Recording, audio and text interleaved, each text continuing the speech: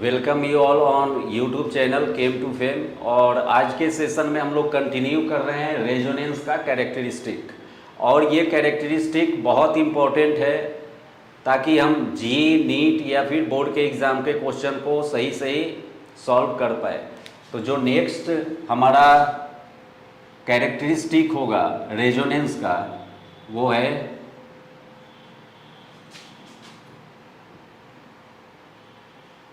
resonating structure with delocalized charge is more stable than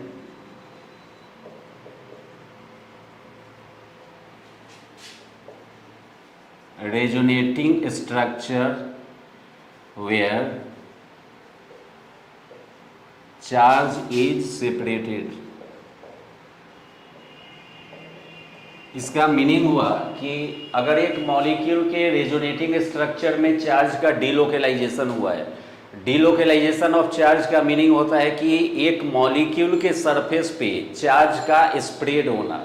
तो एक molecule के surface पे चार्ज जितना ज़्यादा स्प्रेड होगा उस केस में इंटर इलेक्ट्रॉनिक रिपल्सन कम हो जाता है और स्टेबिलिटी वहाँ पे इंक्रीज हो जाएगा।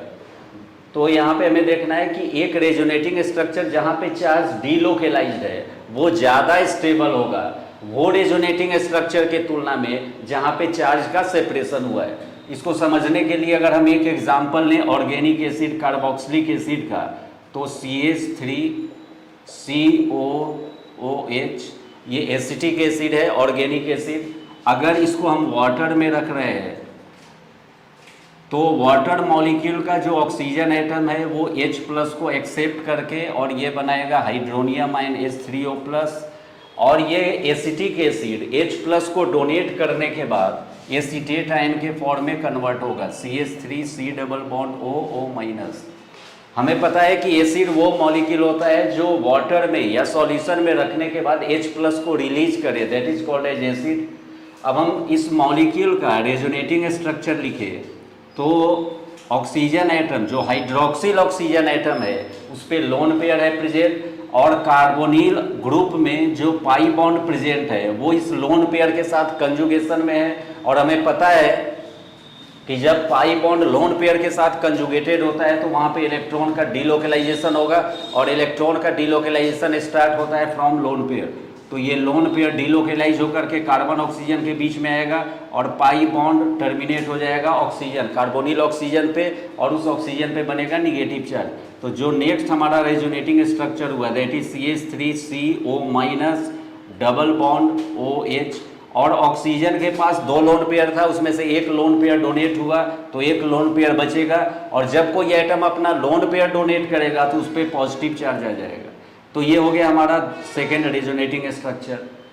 अगर हम एसीटेट आयन में रेजोनेंस की बात करें तो यहाँ पर भी कंजुगेशन है पाई बॉन्ड और निगेटिव चार्ज के बीच। और हमें पता है कि पाई बॉन्ड और निगेटिव चार्ज कंजुगेशन में हो तो निगेटिव चार्ज से डीलोकेलाइजेशन स्टार्ट होगा। ये निगेटिव चार्ज डोनेट होकर के कार्बन ऑक्सीजन के बीच में डबल बॉन्ड का फॉर्मेशन करेगा और पाई बॉन्ड का इलेक्ट्रॉन कार्बोनिल ऑक्सीजन पे जाकर के O माइनस का फॉर्मेशन कराएगा।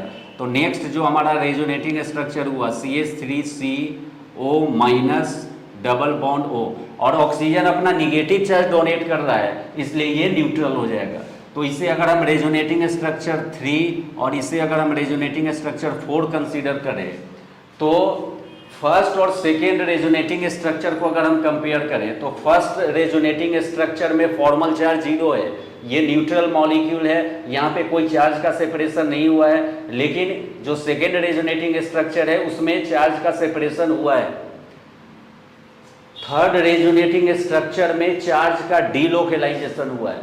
तो अगर हमें सेकेंड और फोर्थ रेजोनेटिंग स्ट्रक्चर को कंपेयर करना है स्टेबिलिटी के टर्म में, तो जो स्टेबिलिटी है वो फोर्थ रेजोनेटिंग स्ट्रक्चर का ज़्यादा होगा सेकेंड रेजोनेटिंग स्ट्रक्चर से। और जो हम स्टेटमेंट में यहाँ पे हम लोग देखें कि डीलोकेलाइज्ड चार्ज जिस रेजोनेटिंग स्ट्रक्चर में होता है उसका स्टेबिलिटी चार सेपरेटेड रेजोनेटिंग स्ट्रक्चर से ज़्यादा होता है। और उसका प्रूफ एविडेंस हुआ कि फोर्थ रेजोनेटिंग स्ट्रक्चर जहाँ पे चार्ज डीलोकेलाइज्ड है उसका स्टेबिलिटी सेकेंड रेजोनेटिंग स्ट्रक्चर जहाँ पे चार्ज का सेपरेशन हुआ है उससे ज़्यादा है। इसलिए ये एसिटिक एसिड मॉलिक्यूल वाटर में रखने के बाद आयोनाइज होगा। आयोनाइज होने का मतलब कि ये वाटर में अपने H+ को रिलीज करेगा और ये अपने एसिडिक कैरेक्टर को शो करेगा।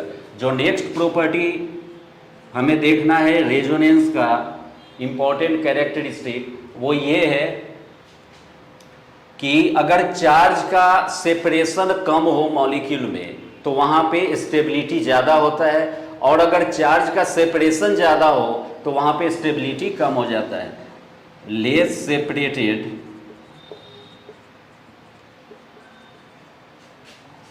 charge in RS is more stable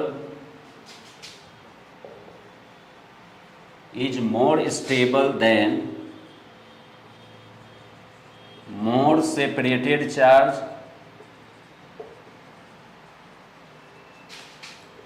in RS। हमें पता है कि प्लस और माइनस चार्ज के बीच में फोर्स ऑफ अट्रैक्शन होगा और force of attraction distance dependent होगा। जब हम प्लस और माइनस चार्ज के बीच का सेपरेशन कम रखें तो वहाँ पे फोर्स ऑफ अट्रैक्शन ज़्यादा होगा, और force of attraction is directly proportional to stability. तो फोर्स ऑफ अट्रैक्शन ज़्यादा हो जाने से स्टेबिलिटी बढ़ेगा। वही प्लस माइनस चार्ज को अगर हम लार्जर सेपरेशन लार्जर डिस्टेंस पे ला रहे हैं तो अपोजिट चार्ज के बीच का फोर्स ऑफ अट्रैक्शन कम होगा, और फोर्स ऑफ अट्रैक्शन कम हो जाने से स्टेबिलिटी भी उसका कम हो जाएगा। इसको हम एक एग्जांपल के थ्रू देख रहे हैं। अगर हम फेनॉल मॉलिक्यूल में रेजोनेंस की बात करें तो बेंजीन रिंग के साथ जो OH ग्रुप लगा है इसमें ऑक्सीजन पे 2 लोन पेयर प्रेजेंट होगा, और बेंजीन रिंग का जो पाई बॉन्ड है वो लोन पेयर के साथ कंजुगेशन में है, और लोन पेयर से इलेक्ट्रॉन का डीलोकेलाइजेशन स्टार्ट होगा। तो लोन पेयर अपना डोनेट करके कार्बन ऑक्सीजन के बीच में डबल बॉन्ड का फॉर्मेशन होगा, और ये पाई बॉन्ड का जो पाई इलेक्ट्रॉन है वो कार्बन पे आकर के निगेटिव चार्ज का फॉर्मेशन करेगा। तो फेनॉल का जो नेक्स्ट रेजोनेटिंग स्ट्रक्चर हमें मिला वो इस तरह होगा। ये बेंजीन रिंग, कार्बन ऑक्सीजन के बीच में डबल बॉन्ड का फॉर्मेशन, और 2 लोन पेयर था, एक लोन पेयर डोनेट किया तो एक लोन पेयर बचा, और जब एटम अपना लोन पेयर डोनेट करे then it acquires positive charge, और ये पाई बॉन्ड का पाई इलेक्ट्रॉन आ गया कार्बन पे तो निगेटिव चार्ज, और फिर ये जो 2 पाई बॉन्ड का पोजीशन जैसा था वो चेंज नहीं होगा यहाँ पे। अब हम देख पा रहे हैं कि आगे भी रेजोनेंस पॉसिबल है, किसके बीच में, तो पाई बॉन्ड और निगेटिव चार्ज के बीच में। यहाँ भी कंजुगेशन है, और कंजुगेशन के बाद जो इलेक्ट्रॉन का डीलोकेलाइजेशन होगा वो डीलोकेलाइजेशन स्टार्ट होगा निगेटिव चार्ज से। तो ये निगेटिव चार्ज डोनेट होकर के यहाँ पे कार्बन कार्बन के बीच में डबल बॉन्ड का फॉर्मेशन करेगा, और ये पाई बॉन्ड का पाई इलेक्ट्रॉन कार्बन पे आकर के निगेटिव चार्ज का फॉर्मेशन करेगा। मतलब हर एक जगह ऑक्टेट रूल फुलफिल हो रहा है, सेटिस्फाई हो रहा है। मतलब मेरा जो रेजोनेटिंग स्ट्रक्चर है वो करेक्ट है। यहाँ पे C डबल बॉन्ड OH, एक लोन पेयर, पॉजिटिव चार्ज, ये निगेटिव चार्ज डोनेट होकर के यहाँ पे पाई बॉन्ड का फॉर्मेशन, और ये पाई इलेक्ट्रॉन इस कार्बन पे आकर के निगेटिव चार्ज का फॉर्मेशन। और ये पाई बॉन्ड का पोजीशन अभी चेंज हुआ नहीं है तो इसका पोजीशन इंटैक्ट रहेगा एज इट इज। तो इसको अगर हम मान ले रेजोनेटिंग स्ट्रक्चर 1, इसको रेजोनेटिंग स्ट्रक्चर 2 और इसे रेजोनेटिंग स्ट्रक्चर 3, तो हमें अगर स्टेबिलिटी देखना हो कि किसका ज़्यादा स्टेबिलिटी होगा किसका कम होगा, तो ये तीनों रेजोनेटिंग स्ट्रक्चर में जो हमारा फर्स्ट रेजोनेटिंग स्ट्रक्चर है इसमें फॉर्मल चार्ज 0 है, मतलब ये हमारा न्यूट्रल मॉलिक्यूल है, यहाँ पे कोई चार्ज का सेपरेशन नहीं हुआ है, इसलिए सबसे ज़्यादा स्टेबल होगा फर्स्ट मॉलिक्यूल। तो स्टेबिलिटी ऑर्डर इस 3 रेजोनेटिंग स्ट्रक्चर का इस तरह होगा। मैक्सिमम स्टेबिलिटी फर्स्ट का, सेकेंड और थर्ड रेजोनेटिंग स्ट्रक्चर में चार्ज का सेपरेशन हुआ है, लेकिन सेकेंड रेजोनेटिंग स्ट्रक्चर में चार्ज का क्लोजनेस ज़्यादा है, इसमें डिस्टेंस बड़ा नहीं है। थर्ड रेजोनेटिंग स्ट्रक्चर में पॉजिटिव और निगेटिव चार्ज लार्जर डिस्टेंस पे है। तो सेकेंड और थर्ड भले दोनों ये चार्ज सेपरेटेड रेजोनेटिंग स्ट्रक्चर है, लेकिन ज़्यादा स्टेबिलिटी सेकेंड रेजोनेटिंग स्ट्रक्चर का होगा, क्योंकि यहाँ पे चार्ज का सेपरेशन ज़्यादा नहीं है।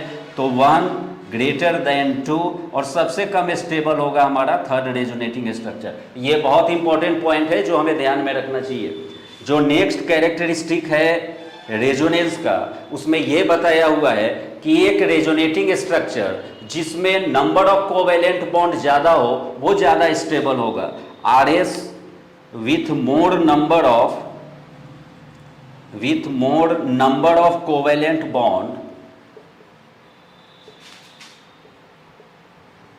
is more stable। इसमें अगर हम एक एग्जांपल ले ले ब्यूटा 1,3 डाइन का, CH2 double bond CH single bond CH double bond CH2, तो इसका रेजोनेटिंग स्ट्रक्चर सारा प्रॉपर्टी हम लोग डिस्कस कर चुके हैं। इसमें हमें नंबर ऑफ कोवेलेंट बॉन्ड के रिस्पेक्ट में रेजोनेंस का कैरेक्टरिस्टिक समझना है। तो इसमें अगर हम पाई इलेक्ट्रॉन को डीलोकेलाइज कराएं अगर लेफ्ट टू राइट, तो जो नेक्स्ट रेजोनेटिंग स्ट्रक्चर हमें मिलेगा वो इस तरह होगा CH2 CH CH CH2। Second और थर्ड कार्बन एटम के बीच में पाई बॉन्ड का formation. First carbon atom pi electron donate कर रहा है इसलिए plus charge, fourth carbon atom pi electron को गेन कर रहा है इसलिए माइनस चार्ज। अब फर्स्ट मॉलिक्यूल में राइट टू लेफ्ट भी इलेक्ट्रॉन का डीलोकेलाइजेशन पॉसिबल होगा। तो जो नेक्स्ट रेजोनेटिंग स्ट्रक्चर हमें मिले CH2 CH CH and CH2, यहाँ पर भी सेकेंड और थर्ड कार्बन एटम के बीच में पाई बॉन्ड का फॉर्मेशन होगा और ये fourth carbon atom right to left delocalization में पाई इलेक्ट्रॉन डोनेट करेगा तो इस पे प्लस चार्ज, और first carbon atom pi electron को गेन करेगा तो इस पे माइनस चार्ज। अब हमें इस रेजोनेटिंग स्ट्रक्चर का नंबरिंग कर दें 1 2 3।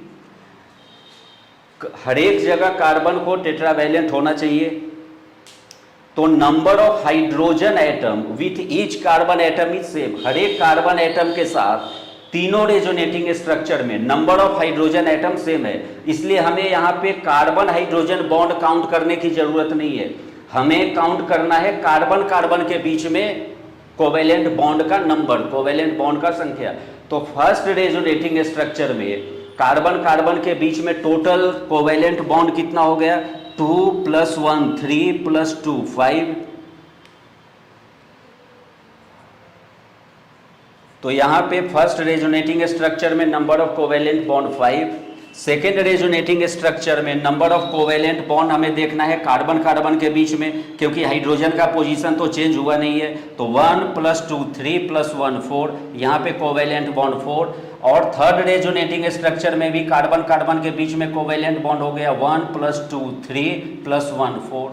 हम ये देख रहे हैं कि जो तीन हमारे पास रेजोनेटिंग स्ट्रक्चर है इसमें सबसे ज़्यादा कोवेलेंट बॉन्ड है रेजोनेटिंग स्ट्रक्चर 1 में, और कम कोवेलेंट बॉन्ड प्रेजेंट है रेजोनेटिंग स्ट्रक्चर 2 और 3 में। मतलब अगर हम रेजोनेटिंग स्ट्रक्चर 2 और 3 को कंपेयर करें रेजोनेटिंग स्ट्रक्चर 1 से, तो हमें पता चलेगा कि RS 2 और 3 के तुलना में RS 1 में एक कोवेलेंट बॉन्ड ज़्यादा है, तो निश्चित रूप से इसका स्टेबिलिटी ज़्यादा होगा।